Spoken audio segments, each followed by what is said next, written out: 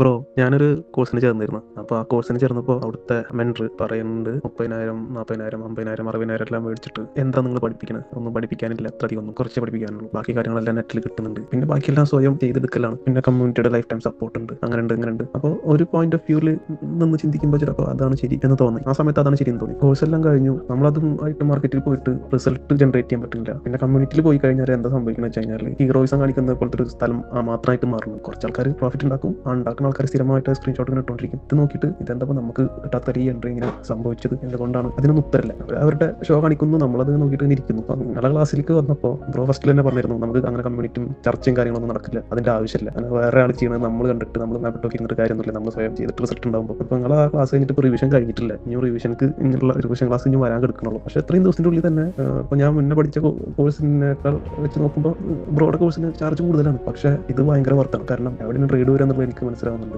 എത്ര കിട്ടിയാൽ ഇറങ്ങണം, അല്ലെങ്കിൽ ഓപ്പോസിറ്റ് പോയാൽ എത്ര വരെ മാർക്കറ്റിന് അങ്ങോട്ട് കൊടുക്കാൻ പാടുള്ളൂ, കൃത്യമായിട്ടുള്ള കണക്കുണ്ട്. റിസൾട്ട് സ്വയമായിട്ട് ജനറേറ്റ് ചെയ്യാൻ പറ്റുന്നുണ്ട്, സ്വയമായിട്ട് ട്രേഡ് ഐഡന്റിഫൈ ചെയ്യാൻ പറ്റുന്നുണ്ട്. അപ്പോൾ പലപ്പോഴും യൂട്യൂബിലും അല്ലെങ്കിൽ സോഷ്യൽ മീഡിയയിലാണല്ലോ ഈ ഫ്രീ ഇൻഫർമേഷൻ എന്ന് പറയുമ്പോൾ അതിൽ യൂസ്ഫുൾ ഉള്ളതാണോ അല്ലാത്തതാണോ എന്ന് നമുക്കറിയാം. പറയുമ്പോൾ അതായിരിക്കും ശരി, മറ്റേത് പറയുമ്പോൾ അതായിരിക്കും ശരി എന്ന് നമ്മൾ വിചാരിക്കും. മറ്റൊരു ക്ലാരിറ്റികളുള്ളത്. ആദ്യത്തെ ഈ പറഞ്ഞ കോഴ്സിന്റെ മെന്റർ ഇങ്ങനെ പറയുന്നത് കേൾക്കുമ്പോൾ ഞാൻ പലപ്പോഴും വിചാരിച്ചിട്ട് ഓക്കെ ബ്രോ കോഴ്സിന് ഇത്ര ഫീസാണ്, ഓക്കെ. അപ്പോൾ ഇപ്പുറത്ത് കേൾക്കുമ്പോൾ ഇപ്പുറത്തെ ഫസ്റ്റ് കോഴ്സിനൊക്കെ ഞാൻ പോകുമ്പോൾ ഞാൻ വിചാരിച്ചിട്ടുണ്ട് അത്രയധികം പൈസ മേടിച്ചിട്ട് ഇത് എന്താ ഇത്ര അധികം പറഞ്ഞു കൊടുക്കാറുള്ളത്, നല്ലതും അവൈലബിൾ ആണല്ലോ യൂട്യൂബിലെല്ലാം, അവിടെ തന്നെ കിട്ടണ്ടല്ലോ, എന്താ അധികം പറയാറുള്ളത്. പക്ഷേ ആ കോഴ്സിന് ചേർന്നിട്ട് പൈസ എൻ്റെ നിന്ന് പോയി എന്നല്ലാണ്ട് എനിക്കാണ് പ്രത്യേകിച്ച് യാതൊരു അതിനൊരു റിസൾട്ട് ജനറേറ്റ് ചെയ്യാൻ എനിക്ക് പറ്റില്ല. ആ കോഴ്സ് ഇപ്പോഴും കഴിഞ്ഞിട്ടില്ല.